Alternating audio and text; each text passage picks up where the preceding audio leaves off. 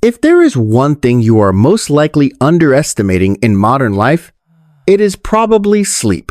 Not because you don't know it matters, but because you have become used to trading it away every single day for deadlines, glowing screens, late-night messages, and the feeling that pushing a little longer won't hurt. Science disagrees. When you sleep, your body rests.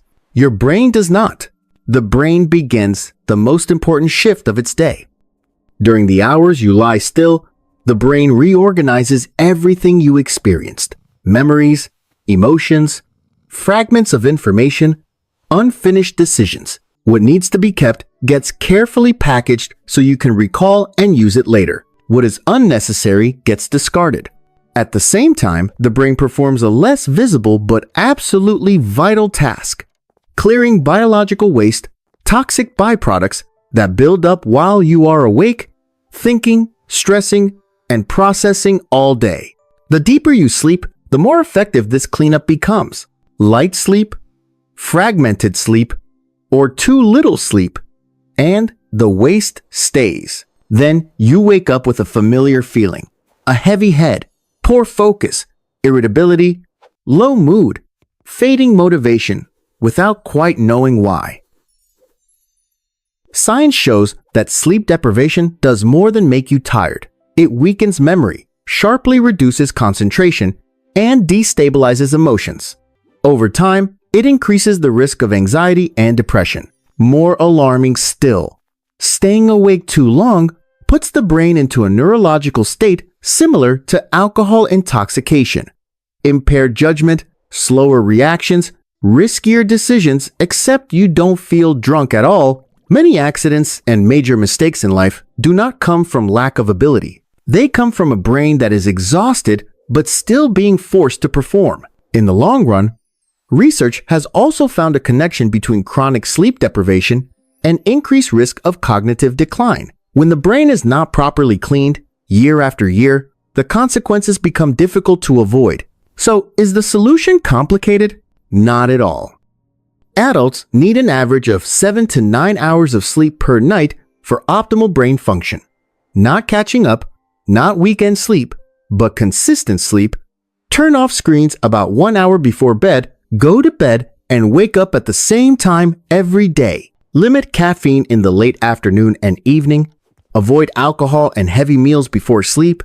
Keep the bedroom quiet, cool, and dark. And if possible, engage in light to moderate physical activity for about 30 minutes most days, not to exhaust yourself, but to sleep more deeply. The most important thing to remember is this: sleep is not wasted time. Sleep is maintenance. Sleep well, and your mind becomes clearer. Sleep well, and emotions become more stable. Sleep well, and you don't have to try so hard just to be yourself. If these ideas feel familiar, if you've been living in a state of tired but used to it, awake but foggy, then leave a like so the algorithm can bring this video to more people. And if you want to keep understanding your body through a scientific but grounded, practical lens, subscribe to the channel. We don't promise healing. We simply try to understand how your body has been protecting you every single day. And to convince you to trust sleep not through emotion, but through biology, we need to look directly at a very real mechanism inside the brain. During deep sleep, the brain activates a special cleaning system called the glymphatic system. Simply put, this is the brain's drainage system. During the day, when you are awake, neurons are constantly active, leaving too little space for proper cleaning. But when you sleep, these cells shrink, creating room for cerebrospinal fluid to flow through the brain and wash away neural waste, including beta amyloid, a substance directly linked to Alzheimer's disease. What matters most is this: this system works best during deep sleep, not when you are lying in bed scrolling on your phone, not when your sleep is light, fragmented, half awake, but when the brain is truly allowed to turn off the lights of consciousness. This is why sleeping too little, sleeping lightly, or sleeping out of sync with your biological rhythm makes your mind feel gradually more clouded over the years, even if you are still young. Next comes memory. The brain does not store everything the moment you learn or experience it. It needs sleep to decide what is worth keeping. While you sleep, the hippocampus, the center of short-term memory, replays the day's information and transfers what matters into long-term storage in the cortex. When you don't sleep enough, this transfer process is disrupted.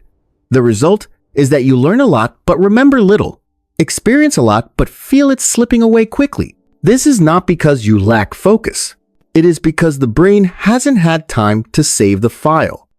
Emotionally, sleep deprivation weakens the connection between the prefrontal cortex, the region responsible for rational control, and the amygdala, the center of fear and stress processing. When this connection weakens, the emotional brain speaks louder than the rational brain.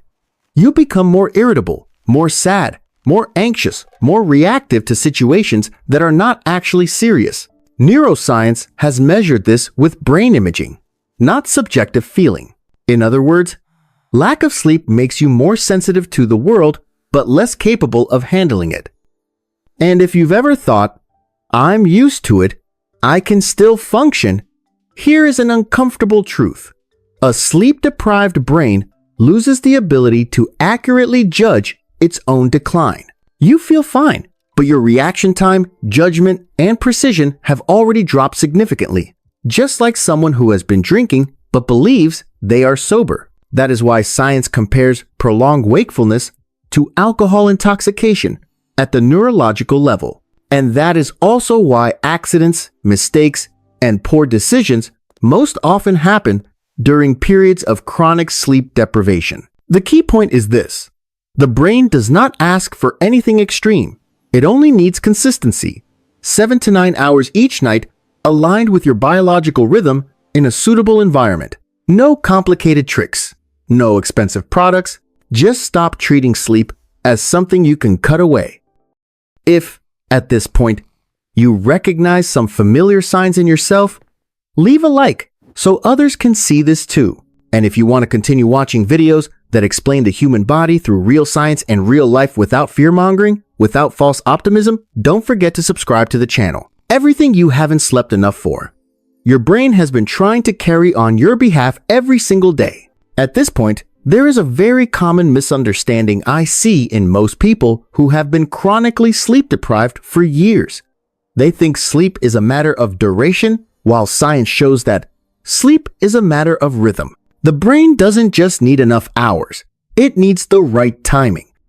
Inside you exists a biological clock known as the circadian rhythm. It is regulated by light, temperature, and repeated daily habits. When you go to bed and wake up at irregular times, this clock becomes misaligned. When the clock is off, the brain no longer knows when to release melatonin to make you sleepy, or when to raise cortisol to help you feel alert. The result is that you can lie in bed for a full 8 hours and still wake up feeling as if you barely slept. This is why catching up on sleep rarely solves the problem. The brain doesn't add hours like a spreadsheet. It operates in cycles. Each sleep cycle contains different stages: light sleep, deep sleep, and REM sleep, the phase where the brain processes emotions and memories. When you sleep at irregular times, these cycles get fragmented, and the brain fails to fully complete any of its tasks. Another important insight involves stimulants.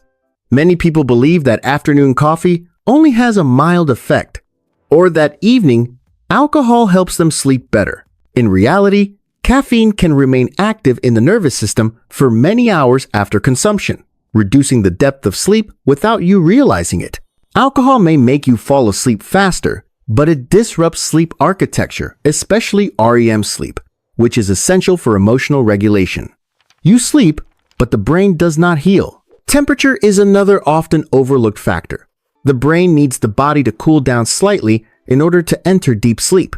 A bedroom that is too warm, lighting that is too bright, or continuous noise all send a not safe yet signal to the nervous system. And when the nervous system does not feel safe, it will not allow deep sleep no matter how exhausted you are. From a professional perspective, I often put it this way: the quality of your sleep reflects how safe your brain feels in your life. Not just physical safety, but rhythmic safety. When life feels too rushed, too unpredictable, too stimulating, The brain stays in a low-grade state of vigilance. It allows you to sleep, but it does not allow you to let go. What's worth reflecting on is this. Many people try to improve memory, productivity, and emotional stability through complex solutions while ignoring the most basic biological foundation. The brain does not need you to become more optimized. It only needs you to be consistent enough for it to trust that tomorrow will not be another crisis. If you're still watching at this point and suddenly realize that your problem isn't a lack of effort, but a brain that has endured too long in a state of sleep deprivation and disrupted rhythm, that realization itself is already the first step toward adjustment. Sleep doesn't fix everything immediately, but it is the only place where the brain can begin to repair itself quietly and persistently. When it comes to sleep hygiene, there is one thing I always emphasize to patients and followers alike. These are not life hacks, but the minimum biological conditions required for the brain to agree to sleep deeply. The brain is not persuaded by willpower. It only responds to environment and repeated habits. First is sleep duration. The 7 to 9 hour range is not a subjective recommendation, but the amount of time the brain needs to complete enough sleep cycles in a single night. Each cycle lasts about 90 minutes, and the brain needs to go through several full rounds to clear waste, consolidate memory, and regulate emotion. Sleeping less than this is not just lack of sleep, but interrupting unfinished brain work, night after night. Next is electronic screens. Blue light doesn't simply make you feel more alert. It tricks the biological clock into believing that it's still daytime. When that happens, melatonin, the hormone that signals sleep, gets suppressed. You may lie down in bed, but the brain remains in daytime mode. The result is falling asleep later, sleeping more lightly, and waking up without feeling restored. Going to bed and waking up at consistent times is far more important than many people realize. The brain learns through repetition. When sleep times change every day, the brain cannot anticipate and prepare. In contrast, when the schedule is stable, the brain begins releasing hormones, adjusting body temperature, and regulating heart rate even before you get into bed. That is when sleep arrives naturally, without force. Caffeine, alcohol, and heavy meals are factors that are often underestimated. Caffeine stays in the nervous system for many hours, quietly reducing sleep depth. Alcohol makes you fall asleep faster but disrupts sleep architecture later in the night. Heavy meals force the body to prioritize digestion at a time when it should be shifting into rest mode. The brain always chooses survival first, recovery second. The sleep environment itself is a powerful biological signal. Quiet, cool, and dark conditions are not about comfort, but about signaling safety to the nervous system. When temperature drops slightly, light is low, and sound is stable, the brain allows itself to enter deep sleep. If the environment is too bright, too warm, or too noisy, the brain maintains a baseline level of vigilance, leading to light, easily disturbed sleep. Finally, moderate physical activity plays a role. Regular movement helps the brain clearly distinguish between daytime for expenditure and nighttime for recovery. This improves both sleep onset and sleep depth. What matters is moderation and consistency, not exhaustion. From a professional standpoint, I often conclude this way. Sleep hygiene is not about controlling sleep, but about creating the conditions for the brain to do its job. When signals are clear and stable enough, the brain will sleep. And when the brain sleeps properly, many other aspects of life, from memory and emotion to energy, begin to self-correct, quietly but sustainably. And when you look back at all of these principles as a whole, the most important thing isn't any single bullet point on its own, but the biological message behind them. The brain doesn't need perfection. It needs consistency. No sleep hygiene habit works if it's done randomly, on and off. The brain learns through slow repetition. Every night you turn off screens a little earlier, every time you go to bed on schedule one more day, every time you choose a quiet environment instead of one more episode, the brain registers these as signals of safety. And only when it feels safe does it allow itself to loosen control and enter deep sleep. One of the biggest lessons sleep science teaches us is this. Sleep doesn't come when you try harder.